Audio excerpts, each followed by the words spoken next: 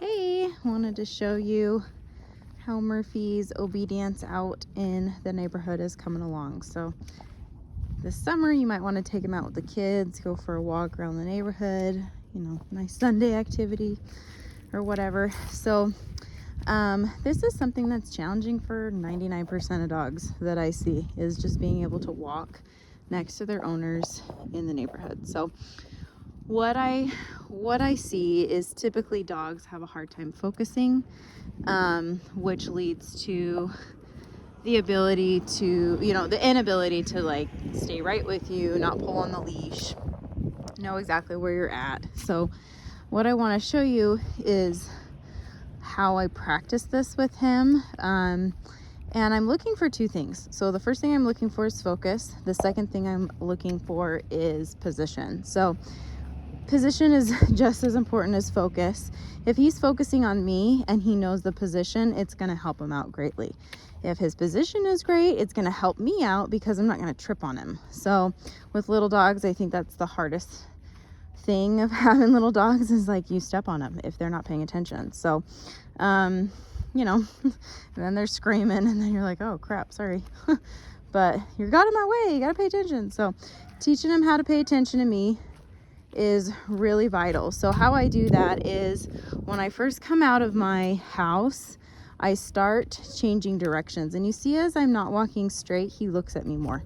So as I move away from him, he's paying attention to me.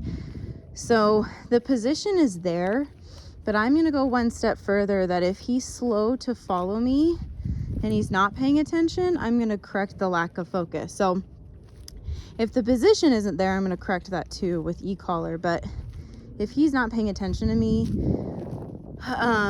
or if he's kind of like, being pseudo compliant, where he does it, but he doesn't do it immediately and he doesn't do it well, then I know he's not really paying attention. So, I was hoping there'd be more kids out. School's out. It's a nice day, but it's Monday, so probably more people are in their houses. But so if I have a distraction come up, I can almost guarantee he's gonna notice whether it's a person or a dog or whatever. And so I'm gonna just kind of pay more attention, be more mindful of where his attention is at. So as I'm walking, I'm aware, when my neighbors are out, and I'm aware when they have a dog or kids on a bike or whatever. That's natural, and he will be too. It's not that I'm going to be like, don't be aware of anything in your environment, because that's an unrealistic thing. But I just want to make sure that he can still maintain focus on me through that. And if he can't, then that's something to work off of. So let's say I'm walking down the sidewalk and I've got a dog coming up. I'm going to go up in my neighbor's driveway and work a little bit. Oh, you're going to poop. Dog always scares me every time. Are you gonna go poop? Do we need to go back home? I'm gonna work a little bit on focus. So we've got this dog. Can't tell if you're gonna poop or you just gotta sit. Murphy, heel. So as I got, perfect, to get distractions. As I get more distractions, he's gonna have a harder time staying with me. So what I wanna do is change directions and see if he can follow me. So right there, heel, good. So I did do a little bit e-collar there because he lost focus and he kind of lingered. Good. Heel. Right there. Good. It's harder with the dog barking behind the fence. I can't see the dog. Heel. So he always freaks me out because it just startles me. Heel. Good. So I'm using it if he's not following immediately. So if he looks at whatever the distraction is, I don't really care.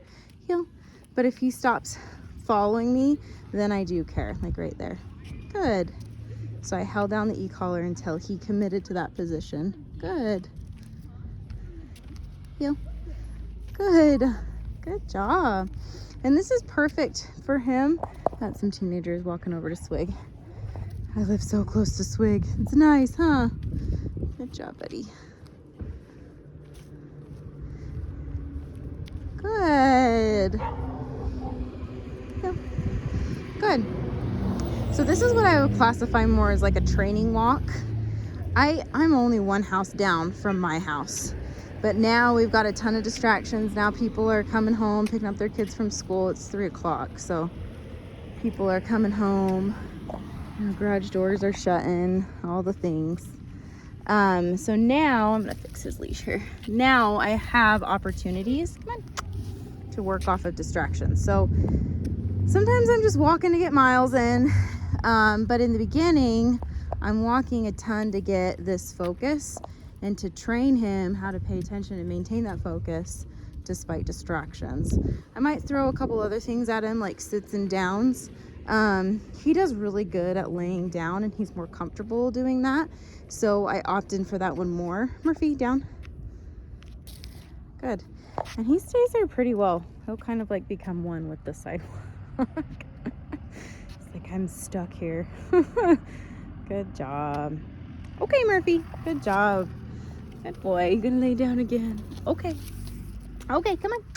Good. So I'll practice some things like that. And that's functional. Like if I do stop and talk to my neighbor often, well, when I first moved in, they would come and talk to me like, now which dog is this that you're training? Now they're like, oh, Sarah has a new dog. The novelty is worn off. But every once in a while, somebody will come up and start talking to me. And I find that if dogs don't know what to do in that situation, they'll often be naughty. So, like if I come up to my neighbor and start talking to him or her, whoever it is, or kid, I'm gonna stop and I'm gonna say, Murphy, down. And I'm gonna put him in a down until we're done talking, or you know, maybe he wants to say hi, maybe he knows them, or sometimes I don't even have him greet at all. Okay, because I find that sometimes that in and of itself is a good exercise. So if somebody comes up and start talking to me and I decide, you know what, I'm gonna work on training versus, you know, like social hour, I might just say to that person like, oh, he's in training, and then just like, we'll see you later, have a good day, you know, just move on. So I find that that's really beneficial too. So he's not coming out of the neighborhood and every single person he sees, he's like, oh, it's social time. That can make dogs more insecure in the long run if they are insecure about certain things. And every single time they come in contact with a new person, they feel like it's social time. You're gonna see more barking behaviors versus if you're just like, not a big deal. It doesn't involve you. We're talking to the neighbor. You're not involved in this interaction. Good job, buddy. Good. Yeah. Nice thing about these little dogs is they don't require a ton of exercise. So I actually work him more mentally through training than I do physically trying to get more miles in my walks. So just changing directions each time I come up into a driveway or something, or when we have good distractions present. Murphy, down.